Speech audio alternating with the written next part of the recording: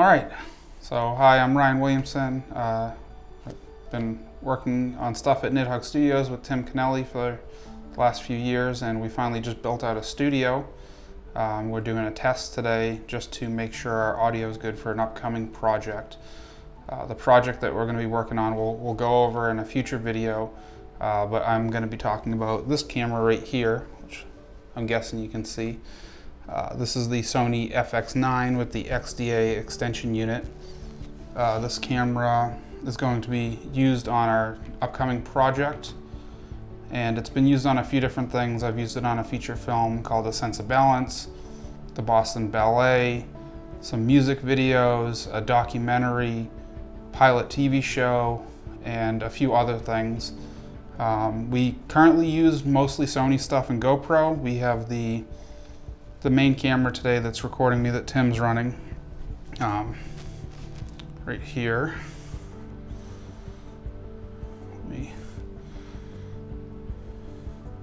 There's Tim there. He's running the camera setup today. He's running the FX6 with some monitors to assist, and we got right over there we got the A7S III, the handy dandy A7S III, and up top we have that's the Sony FX3. It's a okay camera, I guess. Yeah, that's what we're working with today for the setup in the studio. We just moved down to the Tampa area to start doing corporate production. But yeah, we got the whole Sony kit here. We run Sony with aperture lights and Atmos. Pretty standard for most things. I know different people run different camera setups and all that. Whatever works for you, that's great. But today we're talking about the FX9 because I'm rambling at this point. And it's a great camera. We've had it since I think 2020, like October maybe September, October. Like right when it came out, a few months later, because there's a whole bunch of weird information on it, and eventually it made sense, but with it being a 6K sensor that's actually downsampled to 4K, kind of like the old A7S II, it has a great image, great color quality, just great overall camera. It is very heavy, and I do run it in a heavier setup, at least for what I'm going to be doing on the next project. And future projects I usually run with a V-mount battery, and I run with the Atmos Ninja 5 or Ninja 5 Plus or a Shogun 7, depending on if I have enough stuff. But yeah, we get the 28-135 on it. It's been a trustworthy lens for the last, I think, 5 years or so, 6 years. We're gonna get another one of these for the FX6, so we get two. Just can't go wrong with this lens, it's great. I know there's a bunch of cinema zooms and cinema lenses, but for some of our projects we do prefer the Sony lenses or the actual ones with autofocus. Not that we'll use autofocus all the time, just for interviews it's good and it helps. We got Ninja 5. You can shoot up to, I think, 4K 120 on this one. It's pretty much, I'd say it's the standard for the Sony cameras if you're going to record ProRes RAW or ProRes in general. There are the Blackmagic Assist camera monitors that do ProRes too, but they're more for like Panasonic or Blackmagic or other cameras that are not a part of the Atmos ecosystem. And I kind of run my setup fairly standard. I do usually run with the SDI on this. I just didn't grab it today to set up, but we're running with just one of the Condor Blue cables and Condor Blue stand here. I keep it fairly basic. And for audio, we'll run TimeSync with like Deity or the Timecode setup from Tentacle Sync. We got both of them. And then we also got our shotgun mic here, which is the trusty Sennheiser 416.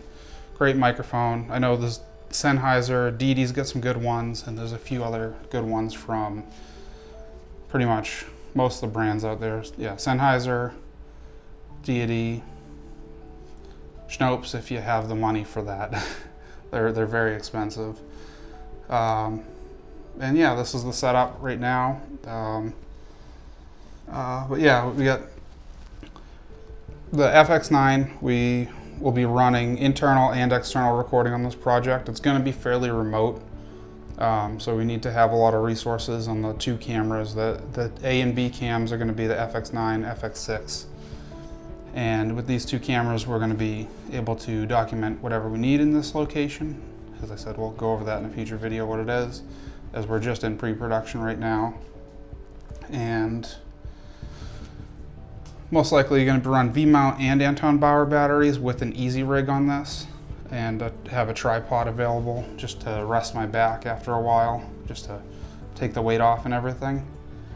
Yeah, one of the mics that I forgot about was Rode. Rode's got some good mics like the NTG4, pretty much any of the NTGs. Their pod mic's actually really good for just podcasting or just a basic microphone for a computer. Standard Sony ones too. And yeah, we got the standard Sony one on there. And on, well, you gotta have a bunch of microphones for video anyways. It's, you know, even if you got like one camera, it's good to have a few microphones, just like it's good to have a few lenses. That way, if something's wrong, you can try to test and switch out that actual mic to get something that's gonna function better for you. If you have like an audio failure on one thing, you switch it to another one. Hopefully you catch it as it's happening or before it happens, just because in post-production, if you have zero audio or bad audio due to some issue, it's near impossible to fix. Like, I'm running 32-bit float on this microphone here, which probably made a noise because I grabbed it. But with that, at least you can bring the noise volume down and you won't clip. So if you're in a really noisy environment, you can bring that volume down a bit and not be clipping. And it'll be more audible to actually hear stuff. But that's with 32-bit float. It's kind of like raw video in a way, but not exactly. And it's not perfect even. Like if you have bad audio, you still have bad audio. So like the air conditioner is running now. Hopefully you won't be able to hear that. We're still building out the studio and everything. So once we get that sorted with like sound dampening and probably set up some stuff behind us, we'll be able to up the quality a little bit more even for just the educational videos on the setups. It's the first time we're in Sanken. Yeah, it is our, Tim was just reminding me that this is the first time we're running the Sanken Cos 11s. We have a few of those for the different microphone setups we have for labs. We run like the Rode Wireless or the Deity, well, not the Deity setup, but Rode Wireless and, what is it? Yeah, we run the Rode Wireless and the Tentacle Sync. Yeah, too many random items to remember the names of all of them. I almost need a teleprompter to read off this stuff. Just a list, you know. Well, yeah, so the FX9, we've had it since 2020. It's been a great camera, great color quality, been very reliable, no issues so far. Still good to have backup cameras, just with our setup. We have the 4 cameras here. But it's something where it's a surprising camera just because they've been adding to it over the last few years, and over those last few years you get some more features like anamorphic, and you'll get ProRes RAW with the Atmos recorders. You can get 4K 120, you can get a few other things with the updates. I know there's like some more E&G stuff with like the B4 mount or Super 16.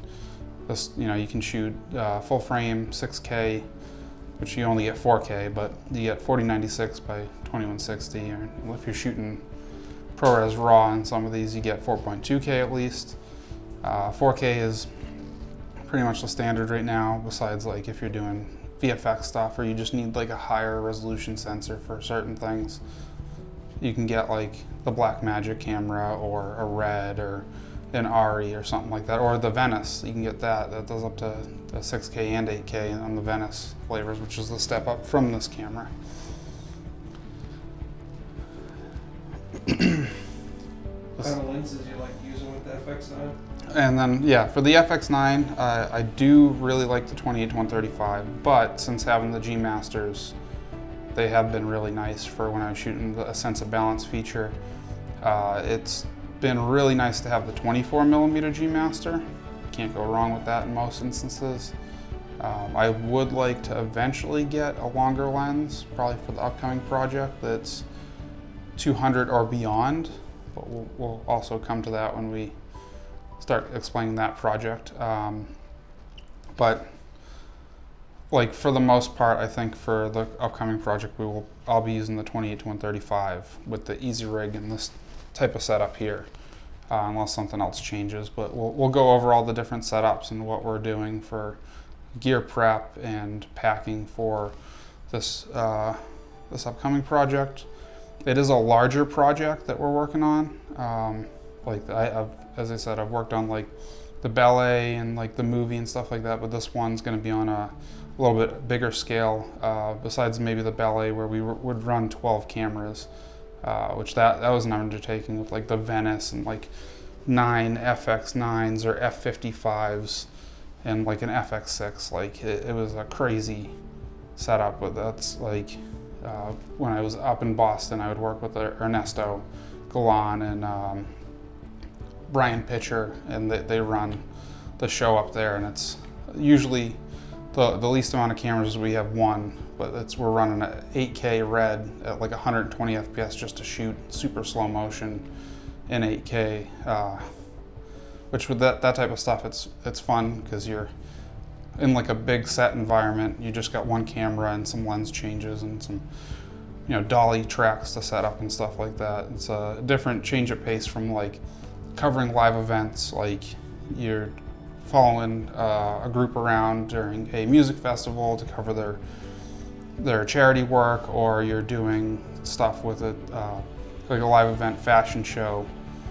But yeah, there's a whole bunch of different things in filmmaking where you can run different setups, and it all changes. Like you can run a basic camera setup for most things and it's fine, but sometimes when you actually have bigger productions, you have to have a larger camera setup where you have like two people operating cameras, 2 cameras each, and it will be for like the ballet, for example, would run each 2 cameras, like would have like a A and B cam each, where one's just a wide and you have like the fully kitted out F55 or FX9 or a Venice with like the Arginos. I think it's like a 25 to 300 or something like that, just to be able to get to the stage and follow the ballet people around. And you have that times pretty much 5 people or 6 people for the 12 or 11 camera setup there. All right, so yeah, this is the Condor Blue. Yeah, it's just Condor Blue arm. I don't know the exact name of it, but these are really good. This is good for like the bigger monitors and the small monitors, just to be able to like move it around easily and not have to like over crank or crank it too hard to get it to do stuff. Obviously I wouldn't have it set up like this unless it was like looking at it vertically, but you can move it here or off to the side. I'm a little limited in this setup with the HDMI cable instead of an SDI cable, but I just kind of threw it together for now. These batteries are pretty good too. The Anton Bauer.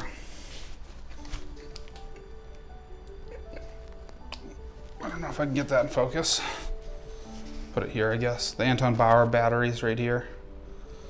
You see it? Yeah. Anton Bauer batteries are really good. These and the HyperCore Neos are good for like basic batteries. Eventually we'll probably be switching over to like the larger Bebob batteries if they're in stock, or if we need them for bigger projects that require a lot of battery life. These are something we'll rotate like through probably 4 of these in one day on the upcoming shoot, and then How's the top plate? How's the top plate been working out for you? Yeah, the shape top plate's good. Sometimes people are, they obsess over like certain extra stuff, and currently I don't. I just like to keep stuff simple if possible. If it has to be built up in a certain way for certain projects, I will do it, but it's just one of those things where, sometimes simple is best, and if it works for you, it works, and if it doesn't, then you might need to change it up and switch to a different way of going about things.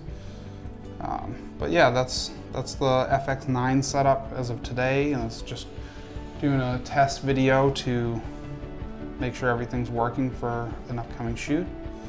All right, and that's the end of me rambling for today. So everyone have a great day, and we'll be back shortly.